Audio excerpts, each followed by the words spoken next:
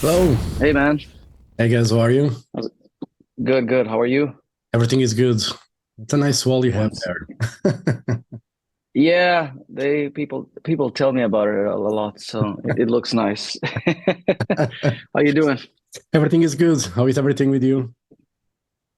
Yeah, good. It's a pretty busy week for me. Yeah. Uh, we just have a lot of shit to do. We got rehearsals, production rehearsals. We got two big shows coming up in Greece this weekend, and we got the DVD coming out. So a lot Yeah. of stuff. So it's good. Well, it's good to be busy, I guess. After Yeah. those 2 years of pandemic, I guess no one can complain of being busy anyway. So No, no, not at all. Not at all. It's a good thing. It's a blessing, actually. yeah. And before we talk about the DVD, Blu-ray, the tour that you guys did early this year with Beast in Black, how was the tour for you guys? It was really good tour. I mean, it was probably one of the most successful tours we've done in Europe. Uh, like at this level, like on Yeah. this club level, of course. I mean, a lot of sold out shows, and I think we got in front of a totally different audience than usual. We're like an older generation band, Yeah. so now we are kind of so now it like comes a new wave Yeah. that have no clue who I am, who Firewind is, and all that. So, and it's okay, it's good because we you need to renew audience. You of course you have your core fan base who supports you, but you need to try and reach more people along the way. Always, that's what we want. So it was a good tour on all those levels. And we Yeah. got along great with the guys. They were very cool with us, and so it was like a long tour. It was 2 months, but it felt like it felt like a breeze, Yeah. honestly. Usually after a few weeks on the road, you want to kill each other, but but this was so much fun. It was really Yeah. a lot of fun. Like I mean, it went by very fast. Yeah. And you started the tour in Portugal. Obviously, the first show is always a bit more complicated with, whatever sound things. How was that, first show for you guys? Was everything okay? Were you guys stressing out? It was a bit stressful, like because it was the day we landed and we needed to make sure that all the gear had arrived because we had shipped a lot of gear. Um, so I mean, of course, there were some small things. Well, small things. Actually, my guitar cab didn't arrive. So so I played with no cab for the first few shows, but luckily I play this amp that has a really good sound, which it's like a I don't know if you know any guitar stuff, but Yeah. it has IR, like impulse response built in. So I could play directly with that, and I had my in-ears. So of course the show went on. Um, but other than that, like everything was pretty smooth. Even for a first show, we didn't have any tragic mishaps. The show went on time and all that, and it was a good show, man. It was a great audience, and we hadn't been in Portugal for A long quite a time. bit. Yeah. Yeah, And you were talking about renewing the fan base, with the tour that happened. But did you felt that in certain countries there was a lot of people that were there for you? I sensed in Portugal, I talked with some fans. Obviously, most of them were there for Beast in Black. But what I realized as well was a lot of them were because of you and because of Firewind, because you haven't been in Portugal in a long time. hmm And they were really looking forward. Did you felt that as well throughout the tour? That even though you're renewing the fan base, there was still people there that missed seeing you guys. yeah. In some places, yeah, I think Portugal was one of them where we felt that okay, quite a lot of people in this room are here for us tonight. And probably the reason was because we hadn't been there for, I don't know, 15 years or Yeah. something. Um, and there were a couple of more places. Um, I can't remember where right now, but I really can't remember. But like some countries, like places like Bulgaria, Romania, a lot of the Eastern countries, we've had a pretty solid following all these years. So a lot of people were there for us. Yeah. There were a couple of cases where people were wondering, like, the older audience, like, why are you supporting these guys? but like, it's all good. I mean, we're actually big fans of Beast in Black. We love them. Yeah. We love the music and we love the guys. And right now they are exploding. So it was a good thing for us to do. Yeah. What I realized at the end of the night is even people that might be there for Firewind, at the end they were singing with Beast in Black. Yeah, yeah. It's Yeah. just I'm a fan of Beast in Black as well. I think they have they have great songs. The singer is fucking insane. His range. Because he's Greek. Yes. And he's just I tell this story all the time because when Battle Beast, split up and they formed Beast in Black, the first single that Beast in Black released, I thought, oh, they have a girl again in the band. And after a couple of minutes, I was like, oh no, wait, it's a guy. Yeah, it's a guy. Yeah. He can sing really high, Yanis. Yeah. Yeah, Yanis is great, and it was I loved I was there at the show, and it was a great night. I think both bands were on top form. It was a good combination because they have a little bit of more that modern thing with a lot of dance style in there and a lot of Euro dance keyboards, and we are like a more traditional band with more guitar driven. So it was a good balance. You heard two bands that are of the same branches but still very different. Yeah. So I think it was a really good combination, and it was the same response everywhere we went. Like the excitement level was there, even for us, for the people that had no clue who we were. Yeah. Like, I felt we were winning over a lot of people every night. So yeah, all in all, it was the right step for us, I think. Yeah, I think it was. And going to the Still Raging live album and DVD, 20 years of Firewind. It's an amazing career for you guys. Obviously there was a lot of changes throughout the years with the band. How do you feel about these 20 years of Firewind? When you started, were you hoping to 20 years after be still talking to people about it and still going strong, because you guys have an album ready to come out soon or in a few months time, whatever? We'll talk about it later, but yeah, how do you see these 20 years of Firewind? I mean, they have been pretty adventurous with lots of ups and downs. It hasn't been a very easy ride for us, but it's been a lot of fun times. And I don't know. I really, on one hand, I expected that I would be doing this for a long, long time. Because I wanted to.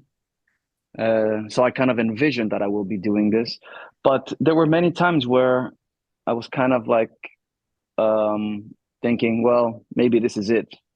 Yeah. I have had a couple of moments these past 20 years where I thought, okay, maybe this is as far as we can go. So I think anybody who's in a band probably understands what I'm talking about. It's just not easy, keeping a band together, whether it's same lineup or just staying in this fucking business. It's and people always ask me, what's your secret? I don't know. There is no secret. I guess the secret is like, if you want to do this, like, it comes from within. If you want to keep doing this, I guess you will find a way to do it. Yeah. I mean, I cannot speak for everybody. There's situations where people cannot continue with the band, but for us, the fact that we have had so much support from our fans also, it's been very important. We're not the biggest band in the world, of course, or anything like that. We're a small band, but the fact that we still have people that want to listen to new music and still keep playing our music, and there is some sort of value and demand there. Yeah, that's a big motivation for me to continue. Yeah. I've been doing this for over 25 years. Being a journalist, whatever. I'm a fan. I'm not a journalist. I hate, because being a journalist puts you in a position where you have to be like, you know, you cannot have like a favorite thing. And I do have, you know, I cannot, Yeah. you know, With music, it's different. Like when we say journalism and music, it's a little bit, you know, you're not like a journalist in a TV channel. You're like, you do it for the music you love. So, yeah, and especially for metal, it's a very personal thing. I understand. Yeah. yeah. And, you know, I always question, you know, maybe it's time for me to stop doing these and just focus on my Yeah. day job. But, you know, I cannot let it go. You know, I No. just love it so much that it's kind of, even though I spend a lot of money, you know, going to festivals, you know, abroad, not just in Portugal, but abroad and seeing bands and everything, you know, I still think it's worth it, you know. And the day I stop thinking like that, it's probably the day I'm in the grave or something. You know? Yeah, I think the passion is what, if you have to have a passion, you have to have Yeah, something that, you know, makes your soul happy. If you quit that, then, you know, you just become, you know, like a part of you dies, I think. yeah, yeah, And I think that's what we don't want. You know, we don't want our passions to die. And I mean, you see that all around you in daily life. You see how many people are unhappy with jobs they do, with yeah, things they do that they don't want to do. So and there's people that don't know what they don't know what their passion is. They don't know yeah, what it is they love. A lot of people are wondering that for their whole life. yeah, And I've seen that, and it's kind of strange for me because I feel like I was born to do this, yeah, you know? yeah. Yeah, it's I know it's difficult for a lot of people, but you know, my day job, even though it's not the most, you know, enthusiastic job in the on the planet, it's still something that allows me to do this. And that's what I changed my mindset is like, I have this job.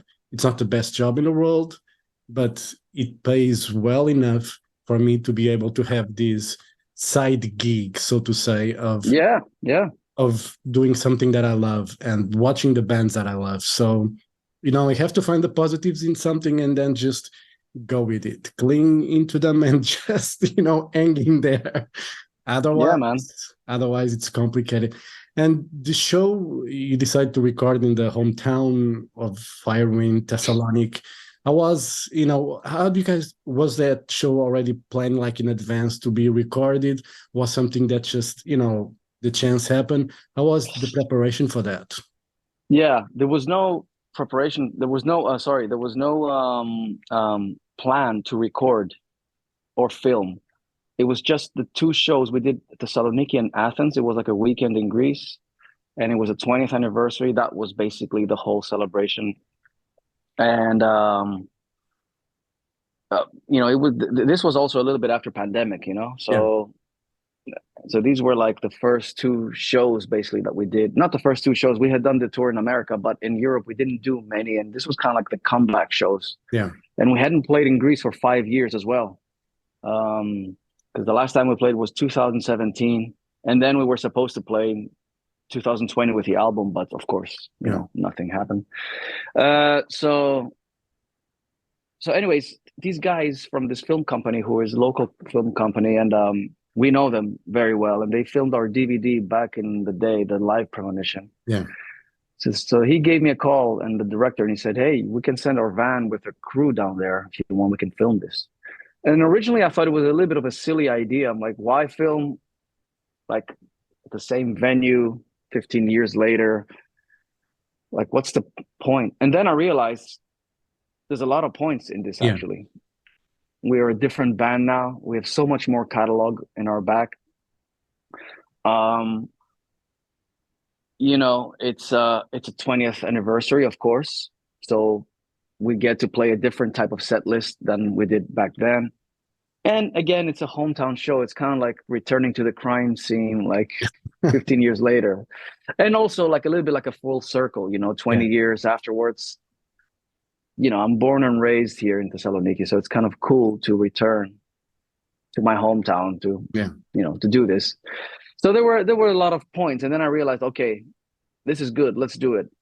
So we did the filming, the recording, but then I had no plan about releasing. Like, I know it sounds silly that I'm saying this. It sounds very unorganized, but there really wasn't any plan. Yeah.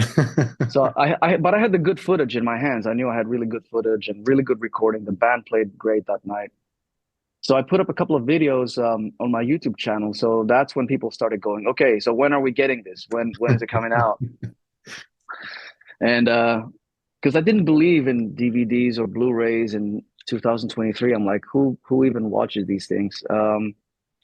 But I talked to AFM Records, and they thought it was a really cool idea to do a package like that.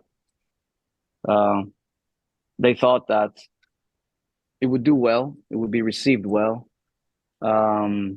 So I think I'm kind of proven wrong here because I didn't think too much of it, but apparently a lot of people are getting excited about it. Yeah. And I guess the fact that it's like something like in a physical format, it makes it even more special nowadays. Like that kind of 3-disc package. It's pretty cool. I mean, I actually have it right here. So I Yeah. was looking at it the other day. I'm like, this is pretty cool, to have something like this, Yeah. And I think metalheads, they love to have the physical format. We love vinyl, we love CDs, and I think I use streaming services anyway because, like in the car, it's Mhm. much easier to just plug the phone Of and course, listen to whatever playlist you want and you create and of everything. course. But as you can see in the back, I still have vinyl. There's CDs there. There's a whole wardrobe of CDs in the other room, you know. And I love the physical format, and I think it's still important to create that, because I know we are going in a direction where digital is going to take over somehow, like streaming and stuff like that. But the physical format is still important because we can feel it's real and it's ours. Yeah, it's just something that you hold, like it's I don't know. It's hard to well, I mean there is a logical explanation behind it, to have something that you own like a piece of music, Yeah. like a product from your artist that you support, you love or whatever. Um so whether that means like I mean it's the same as any other merch item basically, Yeah. or any other limited thing, whatever you want to call it. I mean, you cannot sell millions of these anymore, but there's definitely still a demand for it. I Yeah. don't think that's ever gonna go away, to be honest. I don't think so. And it's something that you can bring to your favorite artist and ask to sign. With a Yeah, with a phone, you cannot bring the phone and say, "Hey, sign the phone." no, exactly. Yeah, yeah. It's just a very silly thing. And Firewind, the album, was a very strong record, and I think it was a new lineup. I think it's probably there on the top three for me of Firewind, with like Premonition and Days of Defiance. I think the Firewind record is there. Do you feel this is? I know it's a hard question and probably a very stupid one to ask, but do you feel this is a very strong or the strongest lineup from Firewind? Yeah, I do believe that. Um, I think this new incarnation of the band, it's probably the healthiest we have ever had. Um, Honestly, I have not enjoyed my time in the band as much as I'm doing right now. Like in the past, there was always something, and we were also younger too, Yeah. and more hot-blooded.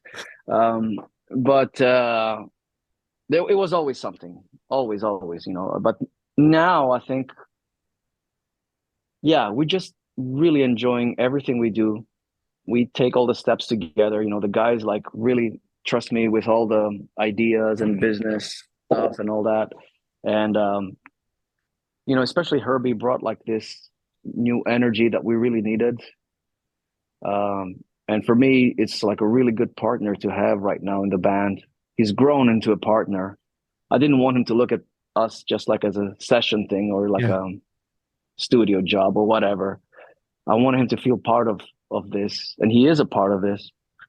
Um, and he brings in a lot of things to the table that I do a lot of things by myself. I'm a very DIY guy.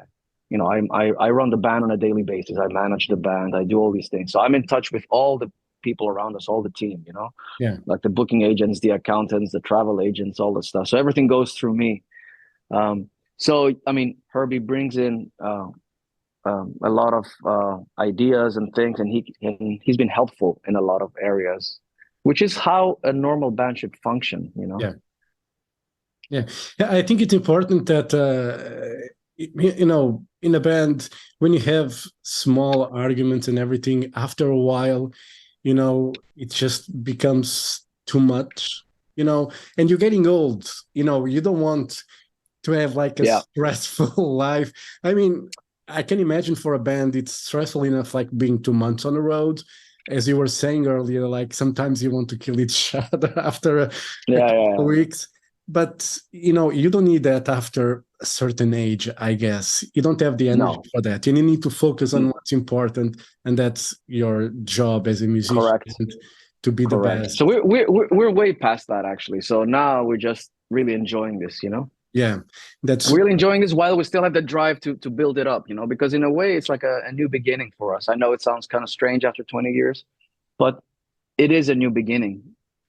So we kind of take a little bit like baby steps. We started doing all these support tours again and going and playing and reintroducing the band, reintroducing Herbie. yeah. Now we're a four-piece. Um, but of course we have a certain name, the banner that some people are familiar with it. Yeah. I think it's I don't see anything wrong when, as you were saying, when someone asks why you supporting this band. I think it's most important for a band is to play and to have a chance to play. And you were saying is the new incarnation of the band. You probably need to introduce yourself again to the fan Of base. course. It's important. I mean, it's most important to tour. If you don't play, people won't know you exist. As simple. People forget so easily, and I realize that because also you have to think Firewind is a band that we didn't split up, but we took a hiatus for Yeah. 4 or 5 years.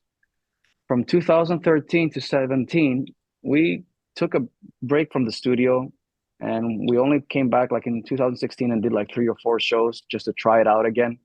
So in a way, we were inactive for Yeah. not in a way, we were inactive for a few years, and those years we lost a lot of ground. Yeah. I realized that when we came back. We thought when we would come back, it would be like, oh, everybody would be waiting, but it wasn't like that. Yeah. So I think that was like a mistake that I did in my career with Firewind, at least. Yeah. Because I think one of the keys to sustain this in the business is like to remind people that you are out there every single year. Yeah. You have to keep playing. You have to keep making music. And we're not old guys, we're still young guys, so this is the time to do it. Yeah. when I'm 65, I don't need to make records as much anymore. I don't have Yeah. I won't have to prove anything at that time, but now this is the time to be creative. Yeah. And speaking of creativity, the new album you already said is finished. Compared to the Firewind record, how do you feel about this new album? I know it's a bit early. You probably will speak about it when time comes for the album. But how do you feel so far about this upcoming Firewind record? It's an album that sounds like Firewind and at the same time very different. Hard to say until people start listening to this. We had a different approach this time in the sense that we started writing with singles in mind. This means that we started writing with songs because originally the label started saying, oh, let's drop singles. And then like in 2 years, these singles can be an album. Because that's how labels think now. They think about Spotify and the plays and stuff. So we started working on the singles. So on one hand, I mean, of course, like a lot of songs are sounding very anthemic, like they're made to be played live. We were thinking of, okay, this has to be a single, this has to be a strong single, so we have a lot of those songs on the album. And on the other hand, it took a much longer time to make it, and that plan didn't really work out because we were busy touring. So we didn't, we released Destiny's Calling, that song earlier this year, which is going to be on the new album. So the rest of the songs have a similar vibe to that. But again, at the same time, there's variation in there. You'll hear some new elements, and you'll hear, different types of songs on there. So it's just hard to say. I mean, Yeah. it's yeah. To me, it sounds like a Firewind record, of course. Yeah. But there's some more fresh elements in there, which is cool. On this record, on the new album that you guys are going to release, you probably had more time to work with Herbie as well on the vocals, like compared. Yeah, that too. So you probably had a different approach in mind as well, because he really has a very dynamic voice. And I hear from Avantasia, even though he was more of a backing vocal singer there, but he had like a couple of songs where he was a main singer on some of the songs. And when I heard him on Firewind compared to that one of the songs in Avantasia, I was like, is this the same guy? I think he sang one song with Avantasia that sounded like a goth vocal, like a very low register thing. Yeah. And when I heard with Firewind, I was like, okay, this is, the guy has, he has something, in those vocal cords that's special. So you spent some time working with him on this album? Yeah, a lot. Actually, it was mainly me and Herbie that did this record. We worked very close together. Dennis Ward was also involved a little bit with songwriting and providing some vocal lines and helping with some lyrics here and there. But he took more of like a backseat as compared to the previous two albums, where he kind of helped us bring the band back, especially on Immortals. It was basically me and Dennis that we wrote everything. The previous album, it was me and Dennis, and then Herbie joined at the last minute, and he wrote a few things to help. And we did it very quickly. We had like 6 weeks to do the album. And this time we really took our time. We really tried different lines. We rewrote so many lyrics. Herbie suggested some things even on arrangements, which was cool. Sometimes when I get a little bit of blocked and in my mind, and so he came in and threw in a few ideas here and there. So it was good. It was good, and we took our time. Like we took it easy. Yeah. Like we did it between tours, which was in a way a little bit stressful, but because we didn't know how we're gonna do this in the end. But at some point, I think we said, you know what? Let's just finish it whenever we finish it. So there's no point to rush with deadlines and things. Like, let's just finish it. Yeah. So we set a timeline. We were writing all year last year, especially after we started touring, after we went to America. We started thinking of the album. We started writing the second half of 22 and 23, the first half. And after the tours and stuff, we sat down and we properly did everything. Cool. When you expect the album to be released? Have you any idea? Yeah, I'm not sure if it's end of February or early March. It's going to be somewhere there. I don't remember exactly the date, but yeah. And I suppose you have already an album title that you will announce soon enough. Yeah. Like in a few weeks, we're going to announce the album, and we're doing the artwork right now. So I'm waiting for the artwork. Yeah. All right, Gus, thank you very much for your time. All the best for Firewind. Hopefully we won't have to wait another 15 years to see you guys in Portugal. I hope so too, man. Like what the fuck was that? Why 15 years? We have to make an effort to come back. I know I have to also push maybe the agents to hopefully get some promoters interested to bring us back. Hopefully this first show that we did this year is like opening the doors for the next one. There's a festival that I just came from this weekend called Milagre Metaleiro. It's up in the north of Portugal. It was the biggest edition this year. We had Dark Tranquility, Cradle of Filth, Moonspell as headliners, but we also had Eclipse, Sirius Black, Therian. So it kind of grew up to a big festival. I think you should annoy your agent to try to put you guys in that festival next year. I think you would. All right. I might annoy the guy as well, the promoter, anyway. So maybe things will happen. It would be great to see this again. So, and why not? It makes sense. So I hope so. Let's see. I'll keep Fingers it in crossed. mind. Thank you. Yeah. Yes. Yeah. Right, guys. Have a great day and hope to see you guys soon. All right.